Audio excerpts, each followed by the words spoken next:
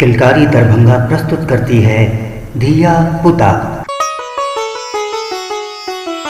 नमस्कार, आपके रविवार को और मजेदार बनाने हम आ गए हैं आपका प्रिय कार्यक्रम धिया पुता लेकर। मैं हूँ आपकी दोस्त सिमरन और मैं हूँ तन्नू। पिछले अंक को सुनकर आपकी ढेर सारी प्रतिक्रिया मिली, हमारा हौसला चांद पर पहुँच गया।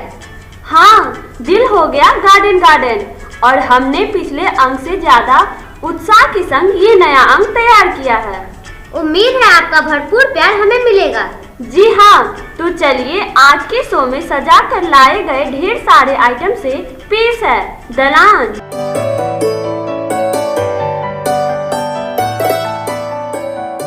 आ गए सब? हाँ, आ गए। तो दलान की बैठक स्टार्ट करें? हाँ, वाह, आज तो आप सब खुश लग रहे हैं। हाँ। चलो ठीक है, तो स्टार्ट करते हैं। सबसे पहले सुनाएंगे हैप्पी भैया। हैप्पी भैया सुनाइए। हाँ, तो आज का मेरा शीर्षक है किलकारी। हम सबकी किलकारी प्यारी किलकारी, किलकारी किलकारी किलकारी। यहाँ पर होते हैं रंग बिरंगे खेल, साथ में नृत्य और हस्तकला भी। Thank you. तो आप सुनाएंगे इरफान भैया। इरफान भैया आइए और आप अपना सुनाइए। मैं आप सबको आज सुनाया जाता हूँ एक poem. Johnny Johnny yes papa, eating sugar no papa, open your mouth ha ha. बहुत अच्छा। तो आप नयन भैया सुनाएंगे। नयन भैया सुनाइए। Twinkle twinkle little star, how I wonder what you are. Up also high, like a diamond in the sky. अब हम लोग को सिद्दीक भैया सुनाएंगे। हाँ हाँ भाई सुनाओ। नमस्ते, मैं सुनाने जा रहा हूँ माँ की। मैं सुनाने जा रहा हूँ माँ की।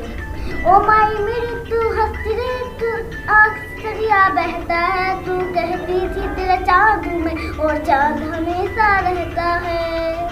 तेरी मिट्टी में मिल जावा, तू घुल करके मैं खिल जावा। बस इतनी सी है जिंदगी। आप सुनाएंगे। आप भैया आइए और सुनाइए। मेरा नाम डियरमान है। मैं एक माँ पे आज गाना सुनाने वाला हूँ। माँ ही मंदिर, माँ ही पूजा, माँ से न बढ़कर कोई न दूजा। वाह, बहुत। अब भैया आप सुनाएंगे। आप आ जाओ। मेरा नाम शाश्वत कुमार है। आज मैं एक पोयम सुनाने वाला हूँ। I wonder if my drawing if be as good as there. आप सुनाएंगे सुजीत भैया। सुजीत भैया सुनाइए। मेरा नाम सुजीत सिन्हा हुआ। मैं अब आज आप लोगों को छोटा सुना रहा हूँ। ताकतवर अंधेरा था, शाम के दरवाजे पर खड़ा वो सुनहरा सुबह सुनहरा था। बहुत खूब भैया। तो आप सूरज भैया सुनाएंगे। सूरज भैया सुनाइए। मेरा नाम सूरज है और मैं किलकारी में क्रिएटिव राइटिंग सीखता हूँ। आज मैं आप लोगों को माँ दुर्गा पर एक कविता सुनाने जा रहा हूँ। विश्व कल्याण के लिए, नारी सम्मान के लिए, दुष्टों पर करने को वार, देवी ने लिया दुर्गा अवतार। दुष्ट भी था बड़ा बलवान, उसने भी किया घातक से घातक प्रहार। 10 दिनों तक युद्ध चला, कोई भी नहीं पीछे हटा। तब देवी ने दिखाया अपना रूप, देख भयभीत हुआ असुर। देवी ने किया असुरों का वध, असुर के सर काल छाया। ये शुभ दिन विजयदशमी कहलाया। बुराई पर अच्छाई का प्रतीक है। विजयदशमी की हर कहानियाँ हम लोगों के लिए अंधेरे में भी दीप है। विजयदशमी की हर कहानियाँ हम लोगों के लिए अंधेरे में भी दीप है। धन्यवाद। इतनी अच्छी अच्छी कविता, कहानी और चुटकुले हुए ना यहाँ पे। हाँ। मजा आया आप सबको? हाँ। तो ठीक है, बहुत बहुत धन्यवाद। फिर मिलते हैं।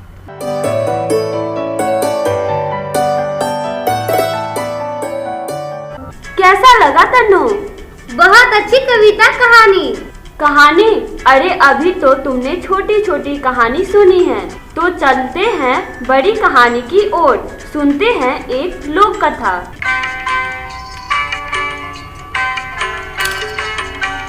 कथा देश के नए अंक में आपका स्वागत है। उत्तराखंड की लोक कथाओं में से आज एक और लोक कथा, जिसका शीर्षक है जयदूत और भूत।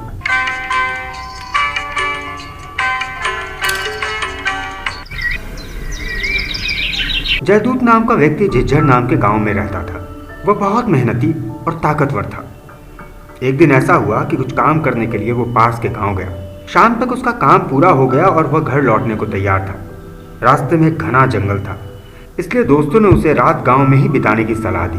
वहां सिर्फ जंगली जानवरों से ही नहीं बल्कि उससे भी बड़ा खतरा था ईरी के भूत से। ईरी अपने जीवन में शिकारी हुआ करता था, जो मरने के बाद भूत बनकर आसपास के गांव के लोगों को सताने लगा।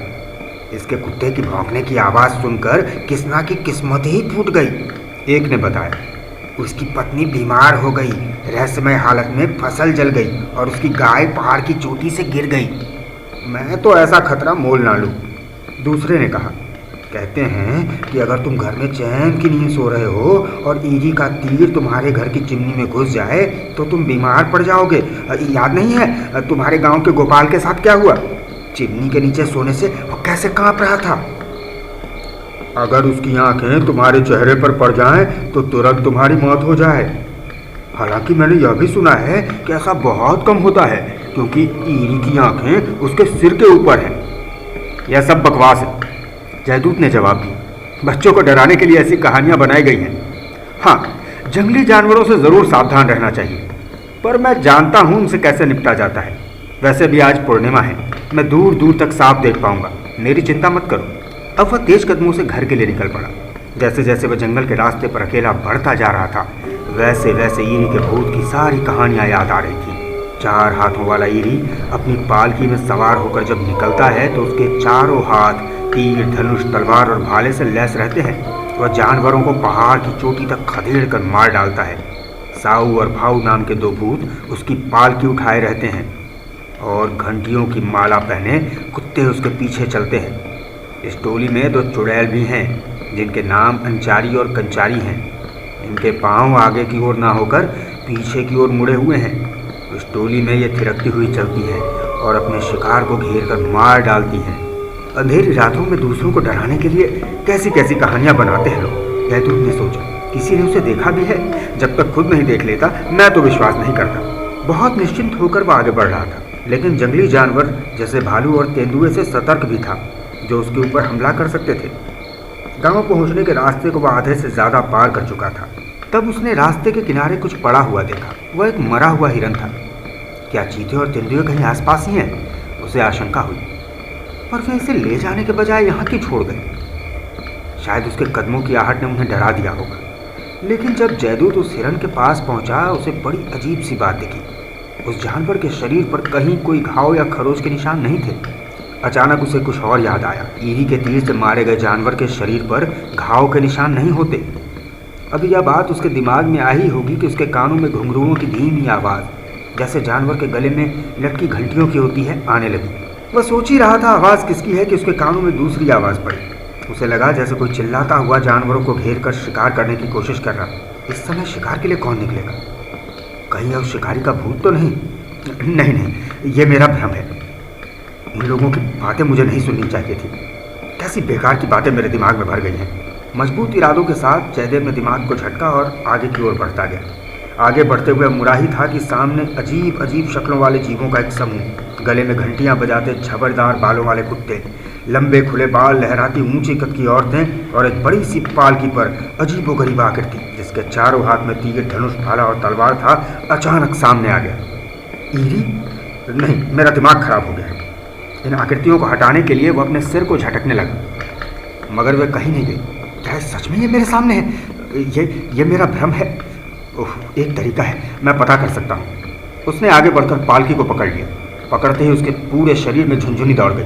पीछे से कड़कती गरजती एक आवाज़ आई, कौन है जिसने पालकी को छूने की हिम्मत की? क्या तुम्हें नहीं मालूम कि तुम्हारा क्या हश्र हो सकता है? छोड़ दो इसे। मैं नहीं छोड़ूंगा, जयदूत ने कड़कती आवाज़ में कहा। लोगों को भयभीत करने वाले तुम कौन हो? भूत जोर से हंसा।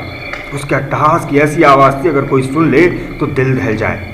लेकिन जयदूत भयभीत नहीं हुआ। मैं नहीं मालूम कि मैं कौन हूँ? अगर अपना और अपने प्यारों का जीवन चाहते हो तो अब भी मेरी पालकी छोड़ दो। साहू और भाऊ पालकी ढोने वाले भूतों ने उसका हाथ छुड़ाने की बहुत कोशिश की, पर जयदूत ने अपने मजबूत हाथों से उसे पकड़ लिया था। पिछले साल अपने इन्हीं हाथों से मैंने एक भालू को मार गिराया था। मैं तुम जैसे जीवों से नहीं डरता। अपने पैर मजबूती से जमाते हुए उसने कहा।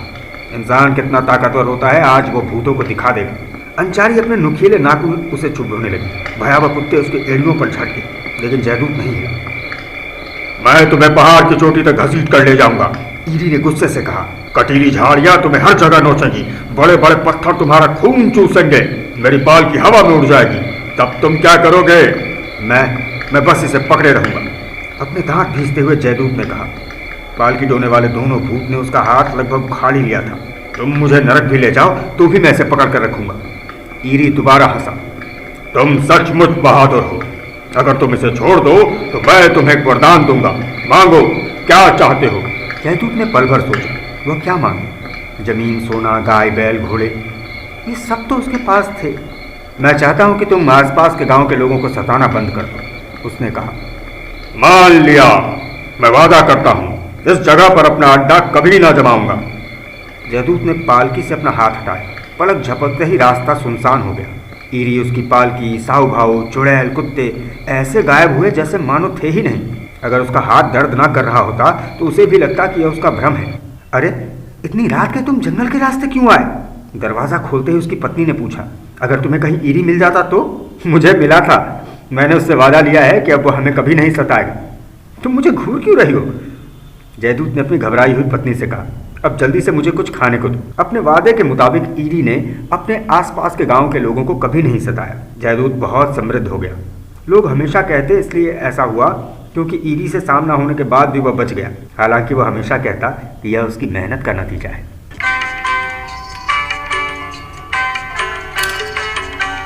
वाह, जयदेव ने तो कमाल कर दिया। हाँ, आदमी चाहे तो कुछ भी कर सकता है। तो अब चले सुनने हवा बसात और जानते हैं पिछले प्रश्न का सही जवाब।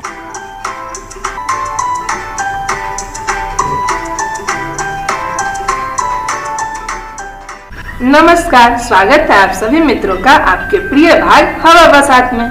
मैं हूं आपका दोस्त आर्यन। सबसे पहले जान लेते हैं पिछले अंक की पहेली का सही जवाब और उत्तर देने वाले 5 साथियों के नाम। पिछले अंक में हमने आपसे पूछा था, वह कौन सा पौधा है जो मक्खियों का शिकार करता है? और सही जवाब है विनस फ्लाई ट्रैप। उत्तर देने वाले 5 साथियों के नाम। Shambhavi Kumari, Holy Cross school Darbhanga, Tiger Taneja, Bahera Madhya Vidyalaya, Shrinivas Ranjan, राजकीय उच्च विद्यालय हायाघाट, नेहा कुमारी, बेता बालक दरभंगा, शिवम कुमार, राजकीय मध्य विद्यालय बेता बालक। हमें और भी सही उत्तर प्राप्त हुए हैं। सभी सही जवाब देने वाले प्रतिभागी का नाम हमारी वेबसाइट www.kilkaridarbhanga.org पर देख सकते हैं। और अब आज का प्रश्न, ईरी की पालकी चलाने वाले भूतों के क्या नाम थे? प्रश्न एक बार फिर से, ईरी की पालकी चलाने वाले भूतों के क्या नाम थे? आप अपना जवाब हमें व्हाट्सएप या मैसेज कर सकते हैं। हमारा नंबर है 8092220498। आपका जवाब हमें मंगलवार तक प्राप्त हो जाना चाहिए। हमें रहेगा इंतजार। तो अब मैं चलता हूँ, टाटा।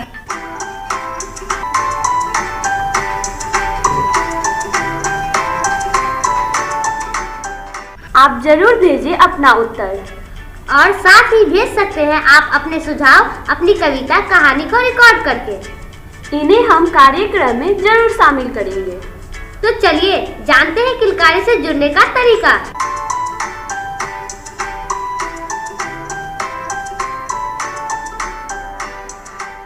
नमस्ते, मैं हूँ संध्या। मैं किलकारी से जुड़कर क्राफ्ट और नाटक सीखती हूँ। आप भी सीख सकते हैं अपने पसंद की कलाकारी। किलकारी से जुड़ने के लिए हमारे वेबसाइट www.kilkaridarbhanga.org पर जाएं और फॉर्म भरकर जुड़ जाएं हमारे संग। अब मैं चलती हूँ, टाटा।